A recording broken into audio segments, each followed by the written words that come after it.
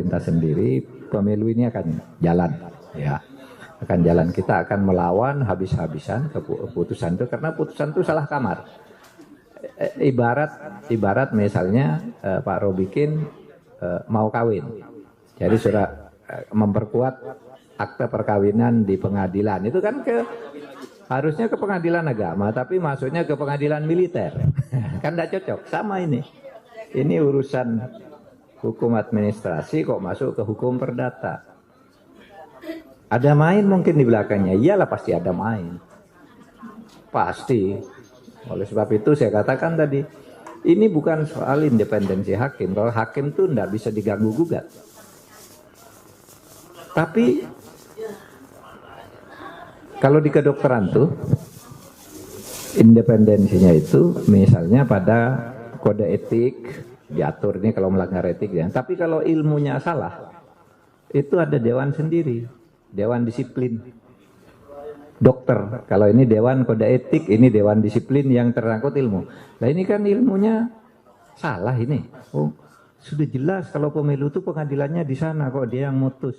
Dan sudah ada tuh petunjuk dari Mahkamah Agung. Kalau ada urusan administrasi masuk ditolak. Kalau ketika peraturan Mahkamah Agung itu keluar sudah ada kasus yang sedang diperiksa, itu nanti diputus, tapi putusannya bukan wewenang pengadilan umum.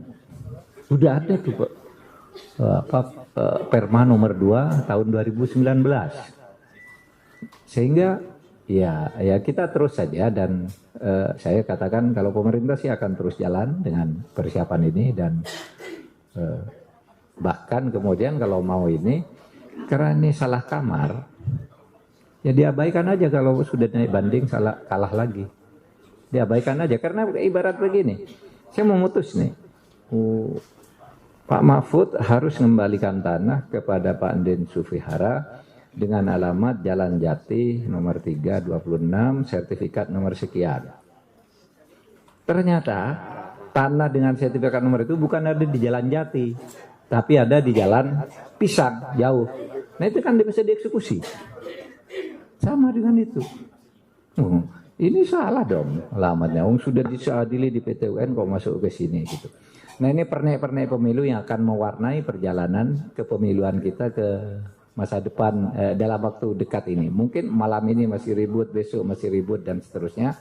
Tapi saya sudah kontak KPU, ya lakukan 2 perlawanan. KPU tempuh jalur hukum banding, yang lain teriak bahwa ini tidak ada tempatnya, tidak bisa dieksekusi karena bukan bidangnya. Kayak orang misalnya menyatakan hari ini saya memutuskan pengadilan bahwa imam, misalnya Imam Marsudi dinyatakan bercerai dengan istrinya, gitu. Padahal istrinya tidak gugat, dia tidak gugat, yang gugat orang lain, kan tidak bisa dieksekusi. Ya kira-kira itulah gambarannya soal putusan ini sekarang, gitu. Ya saya kira itu kan putusan dari PN ya, dari pihak yudikatif. Ya kita tunggu kan, sekarang KPU banding. Ya banding. Karena memang masalah ini kan bukan masalah mudah ya. Apakah ada kewenangan PN untuk menetapkan penundaan pemilu itu? Ini ya sedang dilakukan pengkajian. Ya, saya kira Menko Polhukam sudah bereaksi. Ya, saya kira sudah. Kemudian KPU sedang banding. Karena itu kita tunggu aja. Untuk tahapannya tetap berlanjut Pak Wapres, yang sekarang sedang berjalan. Persiapan tetap berlanjut. Semua apa yang berlanjut kan ini baru ada putusan yang belum tentu nanti itu memperoleh legitimasi kan putusan itu nanti akan ada proses. Kita tunggu aja ya. Pemerintah juga akan nanti bersikap nanti. Partai Prima yang gugat KPU agar pemilu 2024 ditunda berhasil. Pengadilan Negeri Jakarta Pusat memutuskan bahwa pemilu 2024 ditunda hingga 2025. Sementara pemerintah melalui Menko Polhukam tidak setuju dan mengatakan bahwa melawan bahkan mendorong KPU untuk banding. Dan saat ini KPU sedang banding untuk melawan putusan Pengadilan Negeri Jakarta Pusat. Sementara itu, Rizal Ramli menyebutkan bahwa memang ada 3 partai yang jadi biang kerok jadi munculnya isu penundaan pemilu tersebut. Nah, yang luar biasanya, 2 partai yang kudeta konstitusi ini adalah justru partai yang didirikan sebagai hasil reformasi, yaitu PAN dan PKB, ujar Rizal Ramli dalam perbincangannya di kanal YouTube Refli Harun Official. Kok tega-teganya 2 partai hasil reformasi ini itu malah cawe-cawe mau melawan konstitusi dan mengkhianati amanah reformasi ibunya. Selain 2 partai tersebut, Rizal Ramli menyebutkan bahwa Luhut dan Golkar juga menjadi biang kerok dari merembusnya isu penundaan pemilu. Dan ketahuan juga yang jadi komandan ini, ya kawan saya Bang Luhut, walaupun sudah membantah, tapi buktinya mengatakan memang komandannya Pak Luhut Panjaitan, ujar Rizal Ramli. Yang anehnya 2 partai ini yang didirikan setelah reformasi, yaitu PKB dan PAN, dan Golkar, ketiganya punya capres kagak laku semua nih. Mereka nggak siap kompetisi katanya. Berbeda dengan 3 partai tersebut, Rizal Ramli memuji langkah Megawati dan PDIP yang disebut menolak tegas perpanjangan masa jabatan Presiden. Saya kenal Mbak Mega sekali sama Mbak Mega. Saya tahu persis Mbak Mega itu konstitusional. Jadi dia tegas tidak boleh ada perpanjangan, iya kan?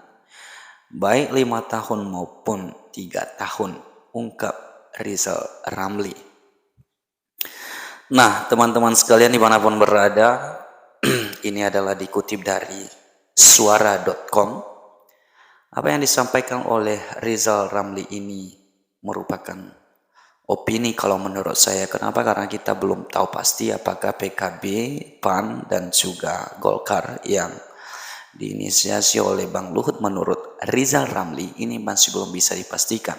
Karena menurut saya dia belum bisa menunjukkan alat bukti yang kuat, dan ini adalah opini semata kalau menurut saya. Tetapi yang jelas kita lawan dan kita tidak setuju kalau terjadi penundaan pemilu.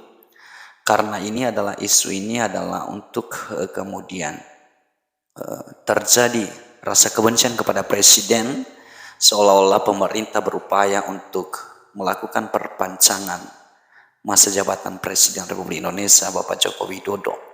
Dan itu sama sekali presiden tidak setuju, bahkan partai PDI juga tidak setuju. Dan siapa sebenarnya biang kerok yang membuat gaduh di negara ini, itu yang akan kita lawan, dan kita akan berusaha untuk tidak setuju, menyuarakan kebenaran itu. Dan juga putusan Pengadilan Negeri Jakarta Pusat ini benar-benar membuat gaduh dan tidak memberikan pencerahan yang baik bagi masyarakat Indonesia. Dan lagi-lagi Pengadilan Negeri Jakarta Pusat seharusnya tidak bisa memberikan putusan itu karena bukan jalurnya. Ya, bahkan beberapa pakar mengatakan bahwa Pengadilan Jakarta Pusat ini benar-benar melampaui kewenangan. Ya, jadi mari kita dukung terus pemerintah untuk melawan kezoliman ini, dan juga KPU kita dorong untuk tetap kuat dan tetap melawan ya putusan Pengadilan Jakarta Pusat ini.